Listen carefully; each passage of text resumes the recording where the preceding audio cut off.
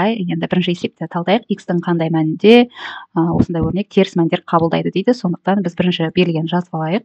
X квадрат минус 24 теріс мәндер қабылдайды дегеніміз, яғни ол 0-ден кіші болады дегеніміз мағынаны білдіреді. Енді бұл бізде квадрат теңдеу түріне келтіріп, бірінші x квадрат, содан кейін барып 2x минус 24 деп жазып аламыз. Бұл да кіші 0-ден болады. Енді осыны квадрат теңдеу деп қарастыратын болсақ, яғни минус 24 тең 0 түрінде. Ары қарай дискриминанттарын тауып, түбірлерін таба береміз. Дискриминант табу үшін 4 қосылған болып кетеді, иә. Мына 4-ті 24-ге бөлсек ол 96, сонда ол бізде 100 шығады. 100 дегеніміз ол 10-ның квадраты. Енді x1, x2 түбірін табатын болсақ, бізде минус 2 плюс минус 10 бөлімінде 2 болады. Енді бұдан x1-міз тең болады минус 12-ні 2-ге бөлсек минус 6, ал x2-міз тең болады минус 2 плюс 10 ол 8, 8-ді 2-ге бөлсек ол 4. Енді санаралыққа сызамыз. Санаралыққа сызғанда бізде минус 6 мен 4-ті белгілейміз. Ары қарай аралықтарды бөліп қоямыз, плюс минус таңбаларын анықтаймыз. Енді плюс минус таңбаны қалай анықтаймыз? 4-тің оң жағында бір кез келген мәнді мына берілген теңсіздікке қоямыз. Біріншісіне не екіншісіне? Екіншісіне қойып көрейік, мынауысына, яғни 5-ті қоятын болсақ, 25 қосылған 10, яғни 35, 24 аламыз, ол 0-ден кіші сан емес, яғни мына аралық орындалмайды теңсіздікте, егер мына жердегі сандарды қоятын болсақ. Енді минус 6 мен 4-тің арасында бір кез келген мәнді осы беріп көрейік. Минус 6 мен 4-тің арасында мысалы 0 деген сан, x-ның орнына 0 қоямыз, 0-дің квадраты қосылған 2x 0, яғни минус 24 0-ден кіші деп шығып тұр. Ол бізде дұрыс теңсіздік, яғни мына аралық плюс болады. Енді минус 6-тан кіші бір кез келген бір сан мәнін қоятын болсақ, мысалы минус 7 ол 49, минус 14, минус 34 ол 10 сан шығып кетеді, яғни мына аралық жауапқа кірмей қалады. Сонда бізде жауапқа кіретін аралық мына аралық болады. Минус 6 мен, сонда жауабы x тиісті болады. Минус 6 мен 4-тің аралығы екеуінде де жай жақша болады. Себебі бұл бізде қатаң теңсіздік. Қатаң теңсіздік деген нақты кіші немесе нақты артық болып тұрса, және оның мына санаралықта белгілену нүктесі ашық нүктемен белгіленеді. Ары қарай екінші есепті талдайық. Екінші есепте тікбұрыштың ұзындығы енінен 4 см-ге артық дейді. Яғни ені мен ұзындық деп белгілеп алайық. Енін біз x деп алатын болсақ, ұзындығы бізде одан 4 см-ге артық дегендіктен 4-ті қоса саламыз. Егер тікбұрыштың аудан 96 см-ден артық болса дейді. Яғни осы екеуінің көбейтіндісі ен мен ұзындығы 96-дан артық болатын болса дейміз, яғни артық 96 дей аламыз. Оның өлшемдері қандай болуы мүмкін дейді. Осы жерден жақшаны ашамыз. X квадрат плюс 4x, мына 96-ның теңсіздіктің сол жағына көшірсек минус 96 болады, артық 0 деп аламыз.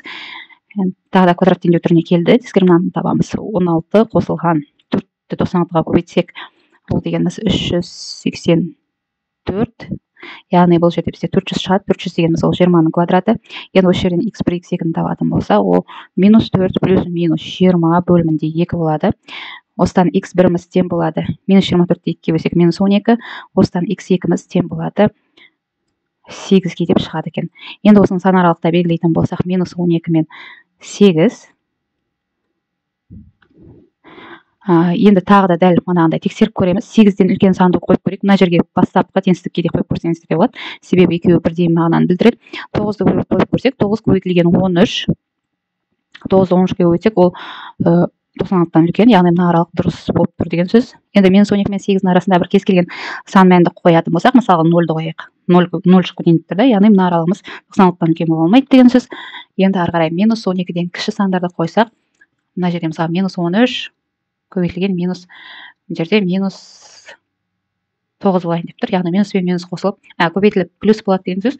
Ол да орындалатын, аралықта орындалып тұр. Яғни жауабы осы екі аралық болу керек еді ғой, иә, бірақ та есептің шартында тікбұрыштың ұзындығы мен еніне қатысты болып тұрғандықтан, біз ұзындық пен енді теріс мән деп қабылдай алмаймыз, иә. Мысалы минус 8 см ұзындығы деп айта алмаймыз ғой. Сол сияқты біз сонда мына жауапты қабылдамаймыз, мына аралықты тек қана 8-ден үлкен, яғни 10 мәндерді қабылдаймыз. Сонда бізде 8-ден плюс x-тікке дейін деген жауап шығады екен. Бұл бізде жауабы. Жақсы, ары қарай үшінші есеп. Үшінші есепте теңсіздікті шешіңіз дейді. Берілген қайталап жазбай қояйын. Яғни бізде беріліп тұрған есепте мүмкін мәндер облысын анықтайтын болса, бізде рационал бөлшек беріліп тұр. Ол бөлшектің бөлімдері бізде 0-ге тең бола алмайды. Яғни 4 минус 2x тең болмау керек 0-ге, және x плюс 2 тең болмау керек 0-ге деген шығып тұр. Осыдан жеке-жеке қарастыратын болсақ, 2x тең болмау керек 4-ге, минус 2х минус 4-ке тең болмау керек, және x тең болмау керек минус 2-ге. Яғни мына сан мәндерін теңсіздіктің оң жағына шығарып отыр. Сонда біріншісінен x тең болмау керек 2-ге деп шығады, мұнда x тең емес минус 2-ге деп қала береді. Енді осы жерден не істейміз? Осы жерден сан аралыққа салып, минус 2 мен 2-ні тексеріп көреміз. 2-ден үлкен мәндерді қарап көретін болсақ, мысалы 3 деген мәндерді қойып көреміз осы берілген теңсіздікке. Бөлімін қараңыздар. 4 азайтылған, мысалы 3 санын қоятын болсақ, 2-нің оң жағынан сол жақтан бастаймыз көбіне. 3-ті қоятын болсақ, ол минус 2 бөлімінде, мында 5 шығайын деп тұр. Уже минус сан бар, бөлімінде теріс сан бар. Екеуін көбейттік, минус 10-ды кез келген бір теріс санға бөлсеңіздер, ол бәрібір теріс сан шығады, ол 0-ден кіші болады. Мына аралық дұрыс теңсіз. Ары қарай уже плюс минус плюс деп қоя салуымызға болады бірден. Себебі бізде жұп дәреже деген ештеме жоқ. Сондықтан сол қасиет сақтала береді. Енді жауабын жазатын болсақ, бізде минус шексіздіктен минус 2-ге дейін жауабы.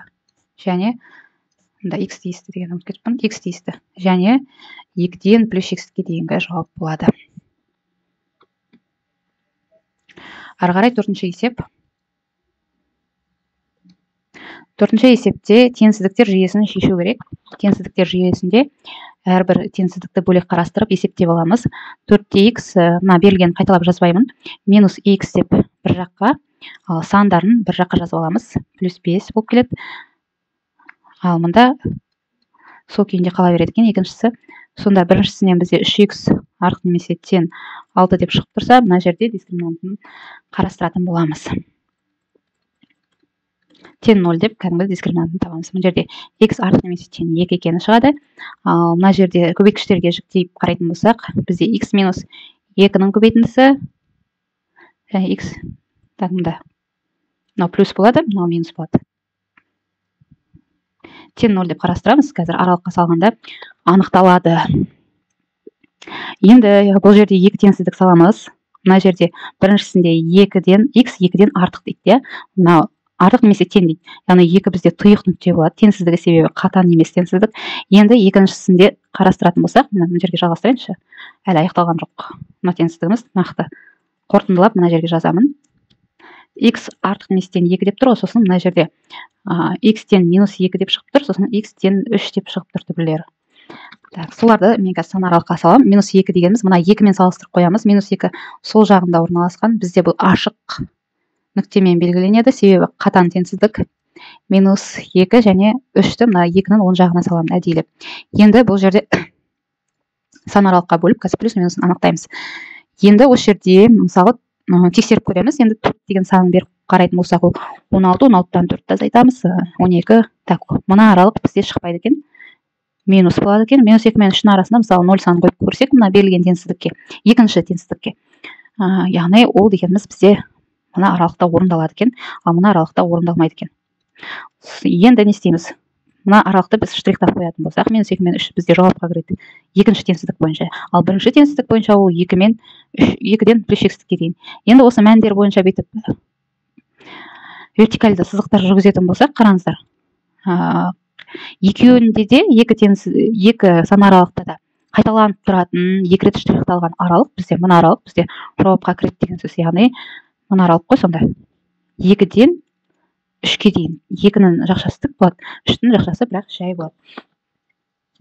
Сонда жауабы бізде x тиісті 2 мен 3-нің аралығы. Осымен БЖБ талдауы бітті. Бірінші нұсқасы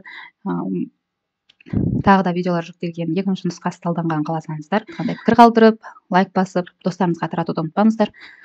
Неғұрлым белсенді болсаңыздар, соғұрлым видеолар жиірек салынып отыратын болады. Назарларыңызға рахмет. Сау болыңыздар.